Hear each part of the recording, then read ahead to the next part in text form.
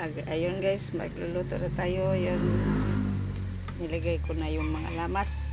Saka yung mga lamas, ito.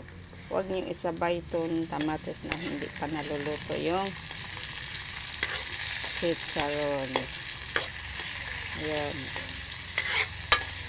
Masarap to guys.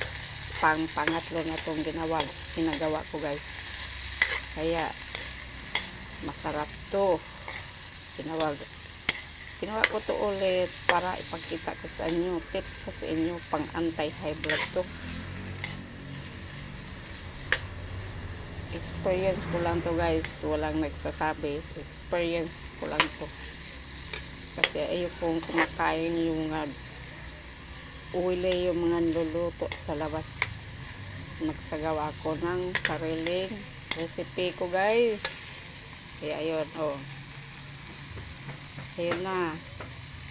Lagyan natin to sikwa. Anong pang tawag sa inyo? Dito sa amin guys, sikwa to. Sikwa.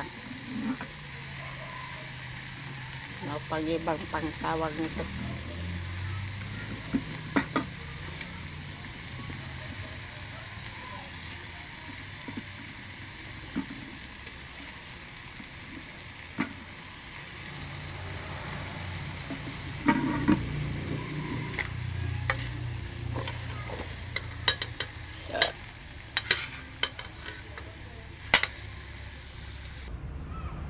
Ayan guys, lagyan natin ng kunting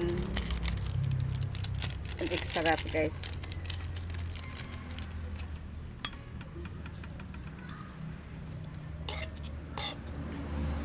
At saka yun, kunting tuyo. Walang masyadong madaming tuyo. Ayan guys. Dito lang tayo nagko-continue sa apoy na kahoy kasi naubusan ako ng stove. Kaya na-prepare na to, ginagawa ko to dito. Pero mas masarap tong apoy sa kahoy kaysa stove. Tapos yung bilog, itlog.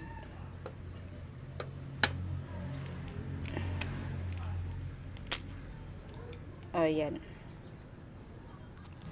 Isa lang. Ayan.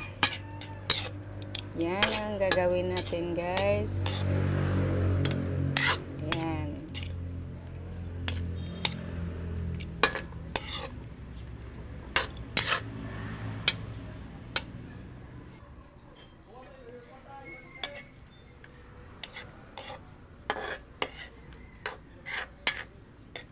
Takpan natin guys, sandali lang.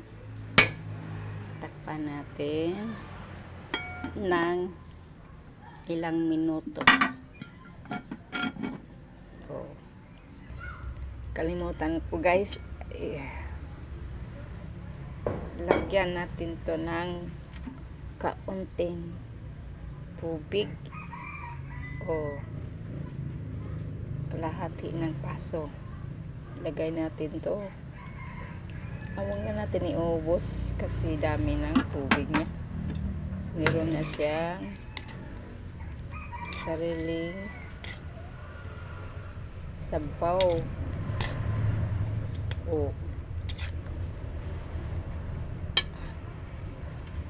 Ayun lang. Hindi na masyadong madaming sabaw. Yun lang. Siguro. Takpan natin ulit guys. Para maluluto siya. So, ayun guys. Tingnan natin kung luto na ba siya. Ayan. Medyo luto na guys. Tikman natin. Wow. Ayan. Kukunin na natin to guys. Ayan guys. Kunin natin to. Lagay ito.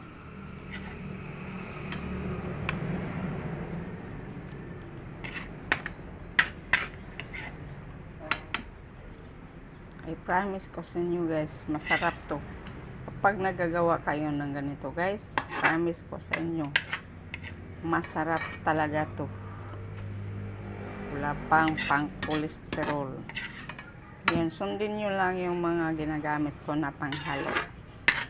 Pwede rin sagawa kayo ng ibang panghalo kung gusto nyo anong ihalo. So, sa akin lang ito, sinubukan ko lang tong saron. Okay. Tapos ko na naghalo noon ng itlog at saka hotdog. Ayan. Sarap. Ayan na guys. Ayo. Oh.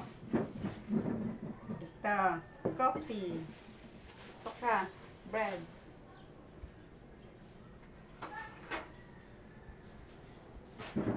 Ito yung pang-almusal ko guys.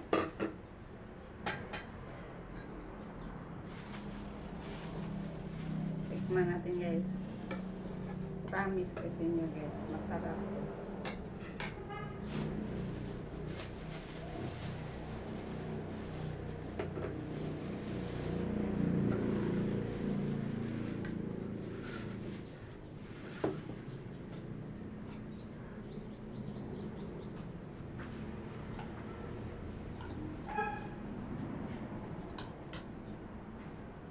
Okay guys, sarap to.